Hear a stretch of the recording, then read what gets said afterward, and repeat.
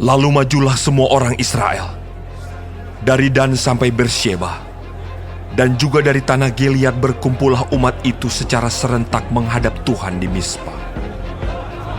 Maka berdirilah para pemuka dari seluruh bangsa itu, dari segala suku orang Israel, memimpin jemaah umat Allah, yang jumlahnya 400.000 orang berjalan kaki, yang bersenjatakan pedang. Kedengaranlah kepada Bani Benyamin bahwa orang Israel telah maju ke Mizpa. Berkatalah orang Israel, ceritakan bagaimana kejahatan itu terjadi. Lalu orang Lewi, suami perempuan yang terbunuh itu, menjawab, Aku sampai dengan gundikku di Gibea, kepunyaan suku Benyamin, untuk bermalam di sana. Lalu warga kota Gibea itu mendatangi aku dan mengepung rumah itu pada malam hari untuk menyerang aku. Mereka bermaksud membunuh aku. Tetapi gundikku diperkosa mereka sehingga mati. Maka kuambillah mayat gundikku, kupotong-potong dia, dan kukirimkan ke seluruh daerah milik pusaka orang Israel. Sebab orang-orang itu telah berbuat mesum dan berbuat noda di antara orang Israel. Sekarang kamu sekalian, orang Israel, telah ada di sini. Berikanlah di sini pertimbanganmu dan nasihatmu. Kemudian bangunlah seluruh bangsa itu dengan serentak, sambil berkata, Seorang pun daripada kita takkan pergi ke kemahnya. Seorang pun daripada kita takkan pulang ke rumahnya. Inilah yang akan kita lakukan kepada Gibea, memeranginya dengan membuang undi. Kita akan memilih dari seluruh suku Israel 10 orang dari tiap-tiap 100, 100 orang dari tiap-tiap 1.000, 1.000 orang dari tiap-tiap 10.000 untuk mengambil bekal bagi laskar ini, supaya sesudah mereka datang dilakukan kepada Gibea Benyamin setimpal dengan segala perbuatan noda yang telah diperbuat mereka di antara orang Israel. Demikianlah orang Israel berkumpul melawan kota itu.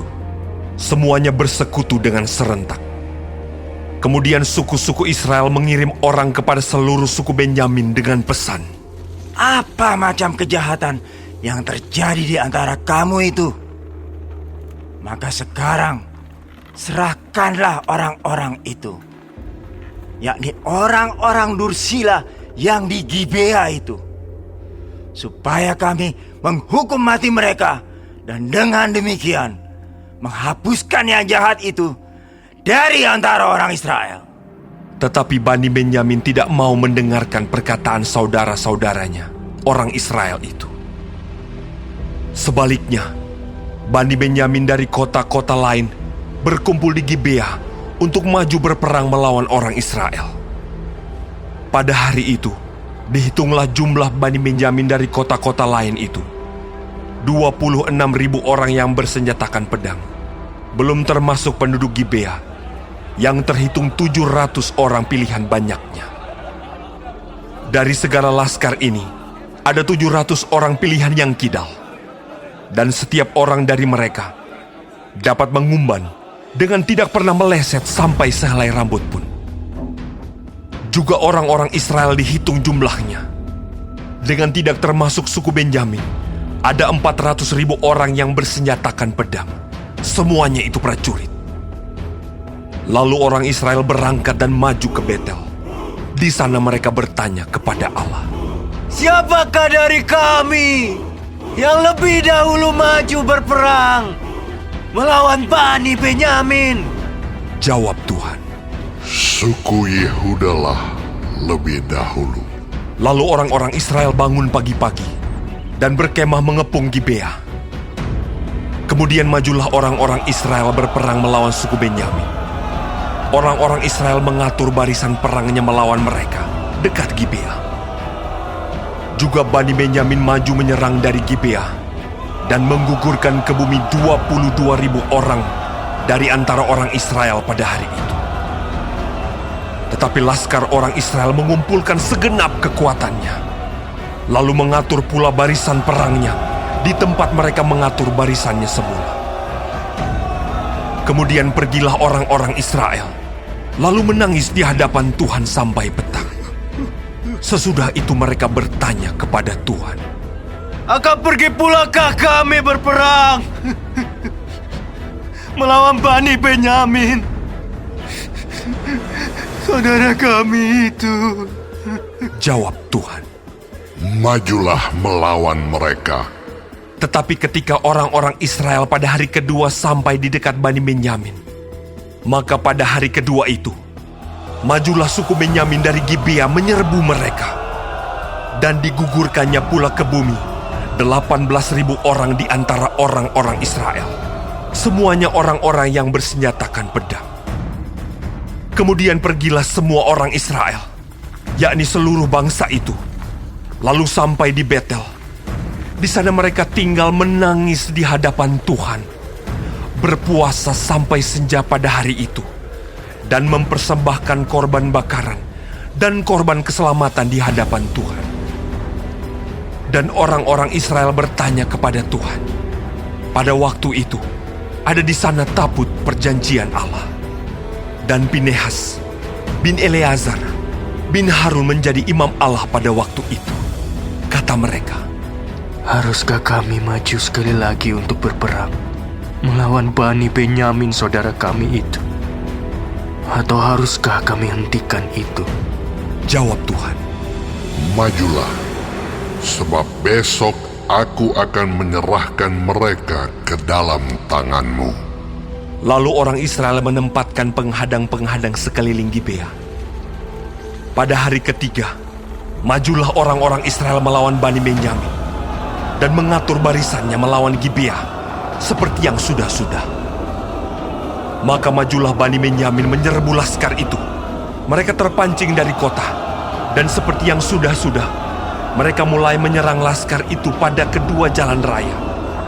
Yang satu menuju ke Betel, dan yang lain ke Gibea melalui padang. Sehingga terbunuh beberapa orang, kira-kira 30 orang di antara orang Israel. Maka kata Bani Benyamin, Orang-orang itu telah terpukul kalah oleh kita seperti semula. tetapi orang-orang Israel telah bermufakat lebih dahulu. Marilah kita lari dan memancing mereka dari kota ke jalan-jalan raya. Jadi orang Israel bangun dari tempatnya dan mengatur barisannya di Baal Tamar. Sedang orang Israel yang menghadang itu tiba-tiba keluar dari tempatnya, yakni tempat terbuka dekat Geba, dan sampai di depan Gibea. Sebanyak 10.000 orang pilihan dari seluruh Israel. Pertempuran itu dahsyat, tetapi Bani Benyamin tidak tahu bahwa malapetaka datang menimpa mereka. Tuhan membuat suku Benyamin terpukul kalah oleh orang Israel. Dan pada hari itu, orang-orang Israel memusnahkan dari antara suku Benyamin 25.100 orang. Semuanya orang-orang yang bersenjatakan pedang. Bani Benyamin melihat bahwa mereka telah terpukul kalah. Sementara orang-orang Israel agak mundur di depan suku Benyamin, sebab mereka mempercayai penghadang-penghadang yang ditempatkan mereka untuk menyerang Gibea. Maka segeralah penghadang-penghadang itu menyerbu Gibea. Mereka bergerak maju dan memukul seluruh kota itu dengan mata pedang. Tetapi orang-orang Israel telah bermufakat dengan penghadang-penghadang itu untuk menaikkan gumpalan asap tebal dari kota itu. Ketika orang-orang Israel mundur dalam pertempuran itu, maka suku Benyamin mulai menyerang orang Israel, sehingga terbunuh kira-kira 30 orang, karena pikir mereka, Tentulah orang-orang itu terpukul kalah sama sekali oleh kita, seperti dalam pertempuran yang dahulu. Tetapi pada waktu itu, mulailah gumpalan asap naik dari kota itu, seperti tiang asap, suku Benyamin menoleh ke belakang, dan tampaklah kota itu seluruhnya terbakar. Apinya naik ke langit. Lagi pula orang-orang Israel maju lagi. Maka gemetarlah orang-orang Benyamin itu, sebab mereka melihat bahwa malapetaka datang menimpa mereka. Jadi, larilah mereka dari depan orang-orang Israel itu ke arah padang gurun. Tetapi pertempuran itu tidak dapat dihindari mereka. Lalu orang-orang dari kota-kota menghabisi mereka di tengah-tengahnya. Mereka mengepung suku Benyamin itu, mengejarnya dengan tak henti-hentinya, dan melandanya sampai di depan Gibea di sebelah timur. Dari Bani Benyamin ada tewas 18.000 orang. Semuanya orang-orang gagah perkasa. Yang lain berpaling lari ke padang gurun, ke bukit batu Rimon. Tetapi di jalan-jalan raya masih diadakan penyabitan susulan di antara mereka. 5.000 orang. Mereka diburu sampai ke Gideon dan dipukul mati 2.000 orang dari mereka. Maka yang tewas dari suku Benyamin pada hari itu seluruhnya berjumlah 25.000 orang yang bersenjatakan pedang. Semuanya orang-orang gagah perkasa. Tetapi 600 orang berpaling lari ke padang gurun, ke bukit batu Rimon, dan tinggal 4 bulan lamanya di bukit batu itu. Tetapi orang-orang Israel kembali kepada Bani Benyamin dan memukul mereka dengan mata pedang, baik manusia, baik hewan, dan segala sesuatu yang terdapat di sana. Juga segala kota yang terdapat di sana mereka musnahkan dengan api.